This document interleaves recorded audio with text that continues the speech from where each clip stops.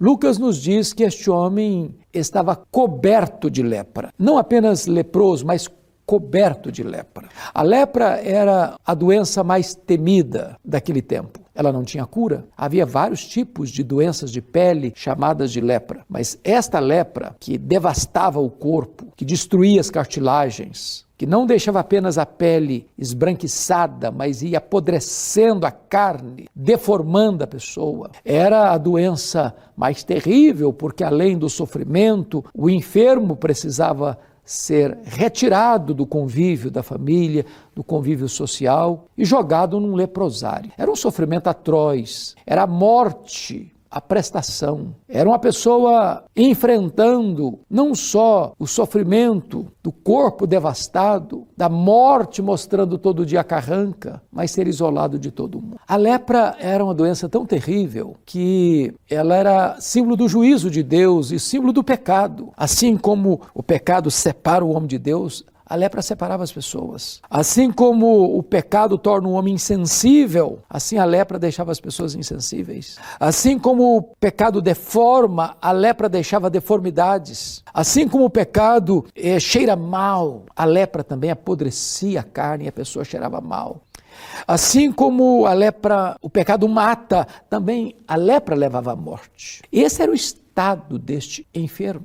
E diz a Escritura que este homem vai a Jesus. Ele se prostra, ele adora, ele diz a Jesus: Senhor, se tu quiseres, tu podes purificar. Chama a sua atenção para duas atitudes dele. Primeiro, reconhecendo que Jesus pode tudo. Se tu quiseres, tu podes. Segundo, a submissão dele à autoridade suprema de Jesus, se tu quiseres. Ele não diz que se puderes, se tu quiseres. Ele sabe que Jesus pode, mas ele se curva, submisso, obediente à autoridade, à soberania de Jesus, à vontade soberana de Jesus. Depois dessa descrição desse paciente no estado tão doloroso, nós encontramos agora a postura desse médico, porque Marcos nos informa que Jesus, profundamente compadecido dele, tocou e disse: quero, fica limpo. Veja bem que às vezes nós temos compaixão, mas não temos poder. Outras pessoas às vezes têm poder, mas não têm compaixão. Jesus é o médico supremo que tem compaixão e tem poder. Ele se importa com você. Ele sabe as dores da sua alma. Ele conhece os gemidos escondidos que você testemunha apenas para o travesseiro. Ele sabe aquelas noites sem dormir, em que a sua mente é açoitada pelo chicote da culpa, da dor. Apesar de você estar isolado, jogado talvez numa caverna existencial, que ninguém mais acredita que você possa se recompor e refazer sua vida. Jesus conhece você. Ele tem compaixão de você. E Ele é poderoso para reverter o diagnóstico sombrio que você carrega, que os homens não podem mais resolver. Ele tem compaixão, Ele tem poder. Mas há algo nesse texto que me chama muita atenção. Jesus tocou. Esta palavra tocou no grego é muito mais do que um mero toque, encostar em alguém, uma espécie de abraço. Se esse homem estava todo tomado de lepra, coberto de lepra, significava que esse homem estava deformado, que a carne estava apodrecida, que os trapos mal cheirosos se misturavam com a pele necrosada, com a carne apodrecida. As pessoas, se olhassem aquela cena, torceriam o nariz e sairiam nauseadas. Mas ainda, um leproso não podia ser tocado, porque tocar num leproso era ficar impuro. Por que Jesus o toca? Por que Jesus o toca? Porque Jesus percebe que aquele homem, além de ter uma doença mortal, progressiva, incurável, ele tinha uma dor na alma. Há tanto tempo, quem sabe, dentro de um leprosário, sem receber uma visita, sem alguém ir ao encontro dele, sem alguém abraçá-lo, sem alguém se importar com ele. E Jesus o abraça, Jesus o toca para dizer: eu me importo com você. Você pode parecer para os outros um aborto vivo, mas para mim você tem valor. Eu me importo com você.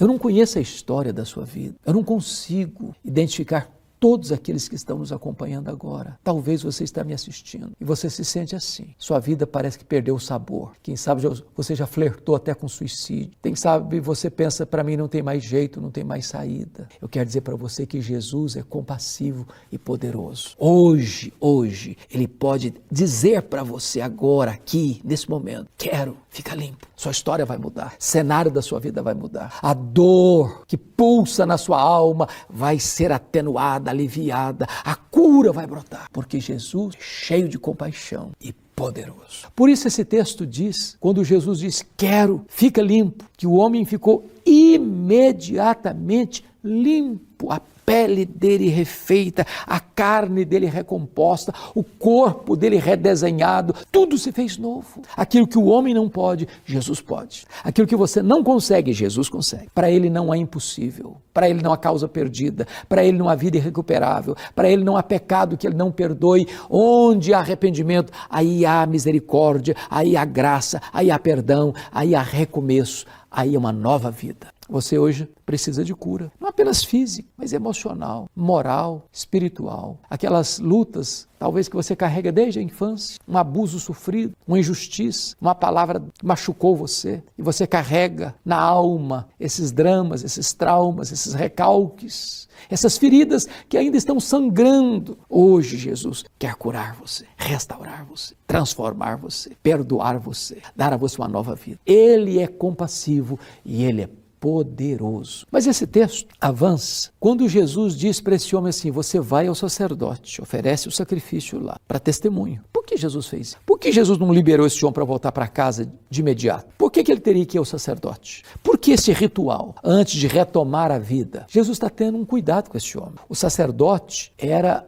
a autoridade sanitária, não apenas religiosa, sanitária, era o sacerdote que diagnosticava a doença e era o sacerdote que atestava a cura. Quando Jesus manda esse homem para o sacerdote, Jesus está dizendo o seguinte, eu me importo com você, eu não quero que você volte atabalhoadamente para casa não, eu quero que você vá lá, você receba o certificado público da saúde sanitária, dizendo eu estou habilitado a voltar para casa, a voltar para a sinagoga, a voltar para o meu trabalho. Jesus está dizendo o seguinte, o que eu estou fazendo na sua vida não é uma coisa subjetiva, é verificável, pode ser atestado, pode ser publicamente percebido. As curas de Jesus são claras, são públicas, são notórias, são verificáveis, são atestadas. E diz a Escritura que diante desse fato, então, o homem não só vai ao sacerdote, e Marcos diz que Jesus disse a ele, não conta nada para ninguém, não conta nada para ninguém, vai lá ao sacerdote. É curioso quando gente hoje faz propaganda dos milagres, e até de supostos milagres. Jesus não acendia holofotes, não mandava uma banda na fanfarra a tocar,